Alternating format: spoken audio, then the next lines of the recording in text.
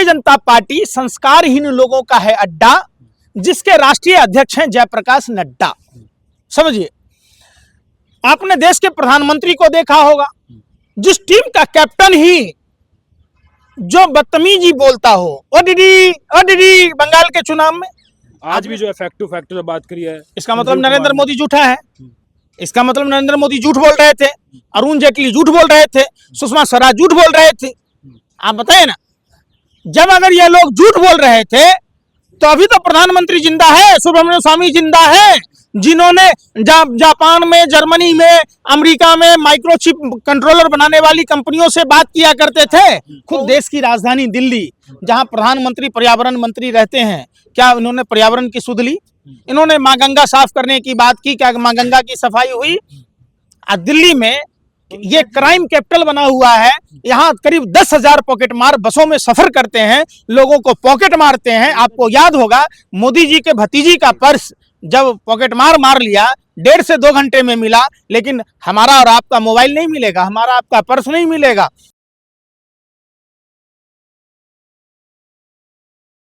साल से बॉर्डर पे बैठे हैं किसान नेता डल्लेवाल, 1 महीने से ज्यादा हो गया, ना कुछ खाया है, क्या कहोगे?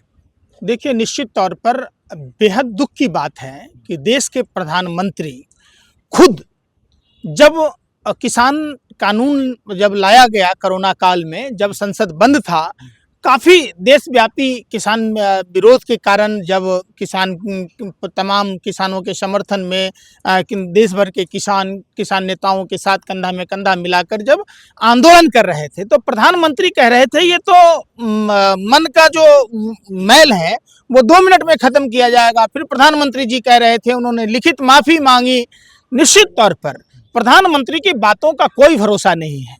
प्रधानमंत्री कब क्या बोलते हैं ये पता नहीं चलता है। प्रधानमंत्री जी इतना तो लाज शर्म रखना चाहिए कि आज जब आपके माफ़ी मांगने के कई साल हो गए, तो जाहिर सी बात है, जब जिन बातों को आपने एमएसपी लागू करने की बात की थी, एमएसपी पर कानून बनाने की बात की थी, और आप जब प्रधानमंत्री नहीं थे तब आप देश के किसानों को उकसाते थे। जब आप प्रधानमंत्री हो गए, जब आपके हाथ में पावर है, सत्ता है, जब आप कहते थे भाइयों एवं बहनों, मित्रों, पानी का खर्चा, खाद का खर्चा, बीज का खर्चा, यानी तमाम लागत पर 50% जोड़कर एमएसपी दिया जाएगा। देश ने देखा, जो पैसे आपने अपने औद्योगिक मित्रों को, जिससे पार्टी फंड में चंदा लेकर माफ किया, अगर देश के किसानों का माफ किया होता तो आज ये स्थिति नहीं होती। देश की अर्थव्यवस्था सुधरती, चूंकि भारत की अर्थव्यवस्था का 70% जो है, भारत कृषि प्रधान देश है, सारा चीज़ एग्रीकल्चर पर ही डिपेंड करता है, खेतीहर मजदूरों का, ट्रांसपोर्ट सिस्टम का, बहुत सारी चीज़ें हैं।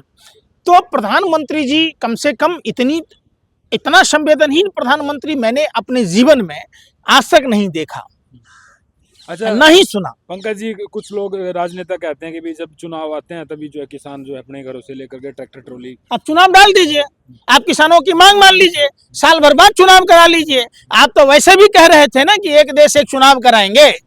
तो जब आपको ये लगता है, आज चुनाव कब हुआ आप बताइए? चुनाव दिल्ली में तो अब है ना, लेकिन वो किसान कितने दिन से बैठे हुए हैं? लगभग 47 दिन से तो डडेवाल जी अनशन पर हैं। सुप्रीम कोर्ट के आदेश को भारतीय जनता पार्टी नहीं मान रही है।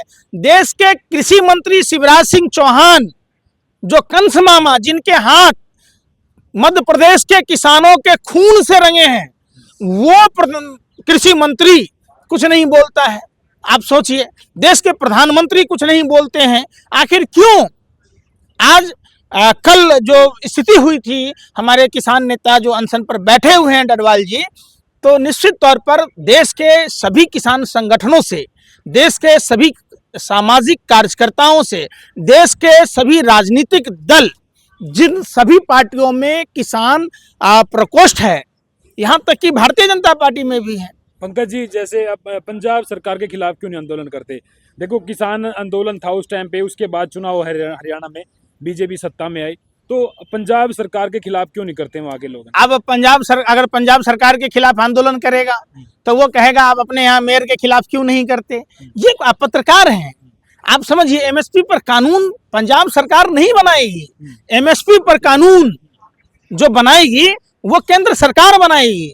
सबसे पहले आपको जानना जरूरी है ये चीज। देखो ये तो पता है, लेकिन देखो किसान अगर नाराज थे तो हरियाणा में कैसे सरकार बन गई?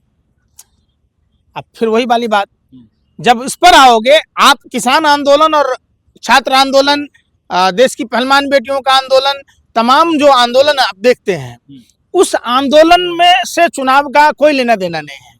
आप पहली बात समझ लीजिए। दूसरी बात, जिस तरीके से चुनाव आयोग के साथ मिलकर जिस तरीके से चुनाव नतीजों को प्रभावित किया जा रहा है, चंडीगढ़ की घटना, आप हरियाणा से आते हैं, आपको ये पता होना चाहिए कि 36 में से अनिल मसीह ने 28 वोट रिजेक्ट किए थे।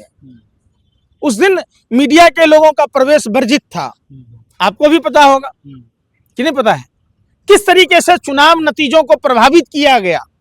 तो हरियाणा के चुनाव में खास करके भारतीय जनता पार्टी करती क्या है, जो विरोधी पक्ष वाले लोग वोटर्स होते हैं उनके वोट को, चूंकि उनका संगठन मजबूत है, अब समझो, और चुनाव आयोग से सांठगांठ होने के कारण वो पहले अपने विरोधियों का वोट कटवाती है। फिर आपने मुरादाबाद में देखा होगा, बल प्रयोग करती है, विरोधियों को वोट डालने नहीं दिया जाता है।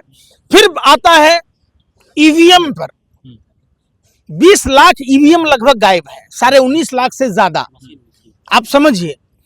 और ये हम नहीं कह रहे हैं, ये सुब्रमण्य स्वामी क्या करते थे, जो इलेक्ट्रॉनिक चिप, जो माइक्रोचिप कंट्रोलर बनाने वाली कंपनियों से फोन पर बात करते थे। हम बात करते थे, कौन बात करता था? देश का प्रधानमंत्री क्या कहता था, आप बताइए ना। तो बात तो, या तो अगर ये बात ईवीएम में हैक नहीं हो सकता है तो देश के प्रधानमंत्री को सार्वजनिक रूप से माफी मांगना चाहिए और इलेक्शन कमीशन को प्रधानमंत्री के ऊपर एफआईआर दर्ज करना चाहिए। लेकिन इलेक्शन कमीशन तो फैक्ट बात करता है ना। आज भी जो है एलिगेशन लगाए गए थे चुनाव आयोग के ऊपर, आज भी जो है फैक्ट टू फैक्ट बात करी है। इसका मतलब नरेंद्र मोदी झूठा है, इसका मतलब नरेंद्र मोदी झूठ बोल रहे थे, अरुण जेटली झूठ बोल रहे थे, सुषमा स्वराज झूठ बोल रहे थे। आप बताइए ना, जब अगर ये लोग झूठ बोल रहे थे तो अभी तो प्रधानमंत्री जिंदा है, सुब्रमण्यम स्वामी जिंदा है, जिन्होंने जापान में, जर्मनी में, अमेरिका में माइक्रोचिप कंट्रोलर बनाने वाली कंपनियों से बात किया करते थे। तो उन पर एफआईआर दर्ज क्यों नहीं होती है? क्यों लोगों को ईवीएम के खिलाफ सुब्रमण्यम स्वामी और देश के प्रधानमंत्री नरेंद्र मोदी ने गुमराह किया? उन पर एफआईआर दर्ज होना चाहिए अगर ईवीएम की सत्यता है तो। इसका मतलब प्रधानमंत्री झूठा है। पहले तो आप ये फैसला कीजिए कि प्रधानमंत्री झूठा है या इलेक्शन कमीशन झूठा है। अभी रमेश बदूड़ी जी का एक बयान आया है कि भाई प्रियंका जी के ऊपर भी उन्होंने टिप्पणी की थी, और जो दिल्ली की सीएम है फिलहाल अतीशी जी के ऊपर भी जो उन्होंने टिप्पणी करी, उसको लेकर किस तरीके से सोचते हैं? इतने बड़े मंच से, इतनी बड़ी रैली के अंदर से जो उन्होंने ये बात कही है। ये बात कोई नई नहीं है। भारतीय जनता पार्टी संस्कारहीन लोगों का है अड्डा, जिसके राष्ट्रीय अध्यक्ष हैं जयप्रकाश नड्डा। समझिए, आपने देश के प्रधानमंत्री को देखा होगा, जिस टीम का कैप्टन ही जो बदतमीजी बोलता हो, ओ दीदी बंगाल के चुनाव में आपने सुना था। फिर वो मंगलसूत्र, बेटी उठा लेंगे तो गाय खोल लेंगे, भैंस खोल लेंगे तो मंगलसूत्र खोल लेंगे, ये जर्सी बछड़ा है तो ये जर्सी गाय है। ये बयान कौन देता? लेकिन ये तो होता है चुनाव के दौरान तो होते हैं बयानबाजी। ये बयान क्या लोकतांत्रिक है? क्या लोकतांत्रिक प्रक्रिया में देश के प्रधानमंत्री को ऐसी बातें बोलनी चाहिए? दीदी क्या दिक्कत? दीदी तो बहन को ही तो कहा जाता है दीदी। आप एक बात बताओ, मामा तो बाप का साला ही है ना। आप कभी अपने मामा को कहोगे ओ बापू के साले इधर आ जा, तो आपको जूते पड़ेंगे। उसके लिए सत्य बोलो, परंतु अप्रिय सत्य नहीं बोलना चाहिए ना, उसी के लिए मामा बना है, आप समझिए। लेकिन मोदी जी तो अब भी कह रहे हैं कि भी आप आम आदमी पार्टी जो है आपदा है दिल्ली के लिए, आम आदमी पार्टी। ये पूरे देश के लिए आपदा है। और फिर मैं कहता हूं, यही मौसम है, यही दिल्ली का चुनाव है, जब प्रधानमंत्री ने कोरोना का संज्ञान नहीं लिया था। अब कोरोना के नए संक्रमण का आगाज हो चुका है। क्या गांधीनगर में भी मिला है, कर्नाटक में मिला है। तो प्रधानमंत्री जी हो सके तो पिछली बार वाली गलती इस बार ना कीजिए।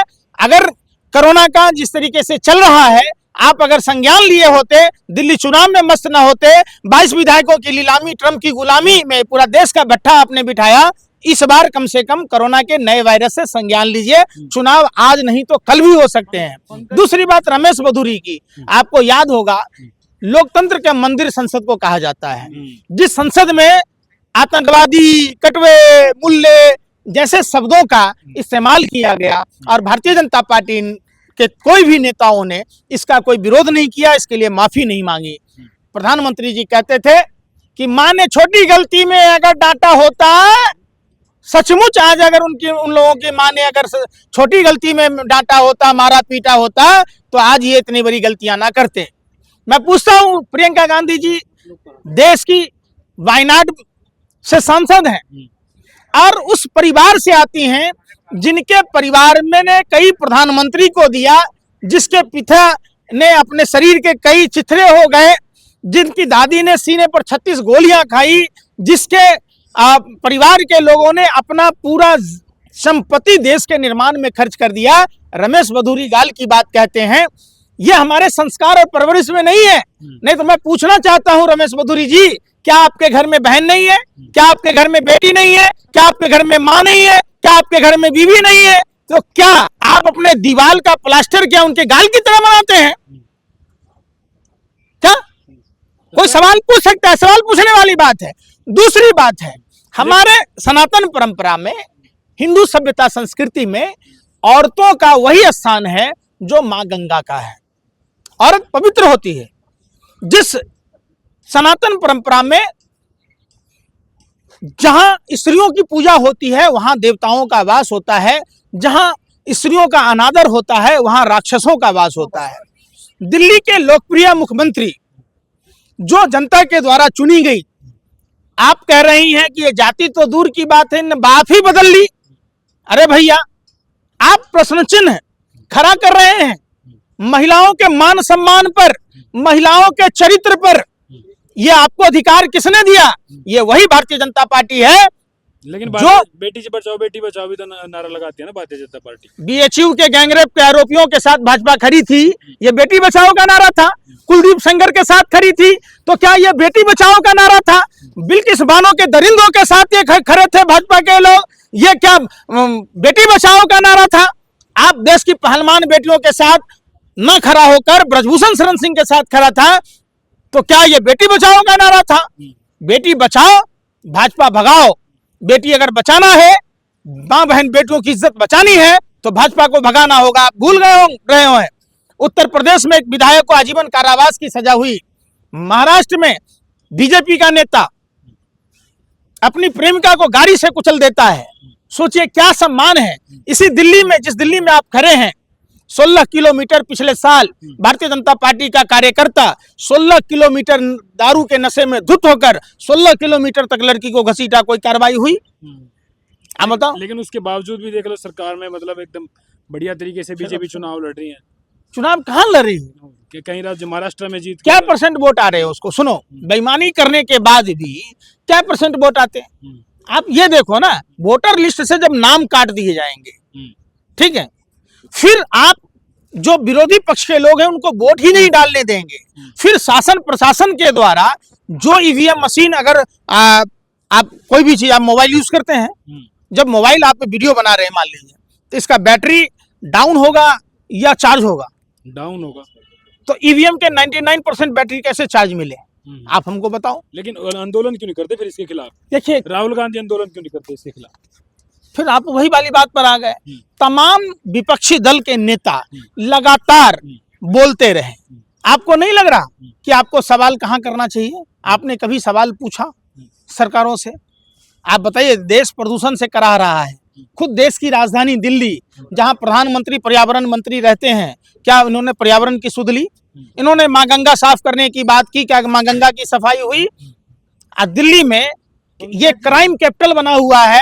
यहाँ करीब 10,000 पॉकेट मार बसों में सफर करते हैं, लोगों को पॉकेट मारते हैं। आपको याद होगा मोदी जी के भतीजी का पर्स जब पॉकेट मार लिया 1.5 से 2 घंटे में मिला, लेकिन हमारा और आपका मोबाइल नहीं मिलेगा, हमारा आपका पर्स नहीं मिलेगा। हम कई मंगलसूत्र छीनने वाले गिरोह हैं, कई चैन खींच के ले जाते हैं। कभी अमित शाह जी को देखा दिल्ली के लॉ एंड ऑर्डर पर बात करते हुए, लॉरेंस बिश्नोई का गुर्गा सभी के दुकानों पर मकानों पर जाकर फायरिंग करता है, लूटपाट मचाता है। दिल्ली क्राइम कैपिटल है, दिल्ली इतनी अपराध देश के किसी भी राज्य में नहीं है। पंकज जी, बिदूरी जी पर जो एफआईआर हुई है, क्या लगता है जेल जाएंगे? क्योंकि मोदी और अमित शाह उनके साथ हैं। देखिए, निश्चित तौर पर रमेश बिदूरी का टिकट भारतीय जनता पार्टी को काट देना चाहिए, क्योंकि भारतीय जनता पार्टी का चाल चरित्र चेहरा साफ साफ एक्सपोज हो चुका है। रमेश बिदूरी जैसे लोग अगर विधायक और सांसद चुने जाते हैं, जिसके हाथ में है भाजपा का झंडा, समझो वो भ्रष्टाचारी, बलात्कारी या गुंडा। मोदी जी का कोई एक्शन नहीं है इस पे? कैसे एक्शन लेंगे? एक बताता हूं आपको, एक बच्चा बाथरूम कर रहा था, साधु जी नदी से स्नान करके जा रहे, बार बार उसका छींटा पड़ रहा, वो अशुद्ध हो रहे। जब वो साधु ने कहा कि चलते हैं इसके पिताजी से मिलते हैं, कि कम से कम बच्चे को तो संस्कार दो, तो साधु ने देखा कि उस बच्चे का पिता छत पर से ही बाथरूम कर रहा। तो बात यह है कि जिस टीम का कैप्टन ही, जब मोदी जी ही असभ्य भाषा बोलते हैं नहीं, तो फिर बाकी उसके सांसदों का क्या कहना? अरे मोदी जी तो महिला सम्मान की बात करते हैं। अच्छा, जसोदाबेन को सम्मान मिला? जो आदमी अपनी लुआई को सम्मान नहीं दिला पाएगा, वो दूसरे को क्या सम्मान दिलाएगा? कैसी बातें कह रहे हो? जो अपनी माँ को सम्मान नहीं दिला पाया, 4,000 रुपया बैंक में से निकालने के लिए सस्ती लोकप्रियता के लिए लाइन में लगा दिया। ये पर्सनल हो गया। फिर पर्सनल राजा का पद पर्सनल नहीं होता है। रामायण पढ़े हो रामायण? जब माँ सीता पर सवाल रामचंद्र जी से पूछा गया, तो प्रभु श्री राम ने राजधर्म का निर्वाह करते हुए उन्होंने कभी नहीं कहा कि ये पर्सनल है, ये हमारी पत्नी है, हम इसको वनवास नहीं भेजेंगे। एक राजा का राजधर्म होता है। प्रधानमंत्री चूंकि गद्दी पर है, इसलिए उसका राजधर्म है। हम प्रजा हैं, इसलिए हमारा प्रजा का धर्म है।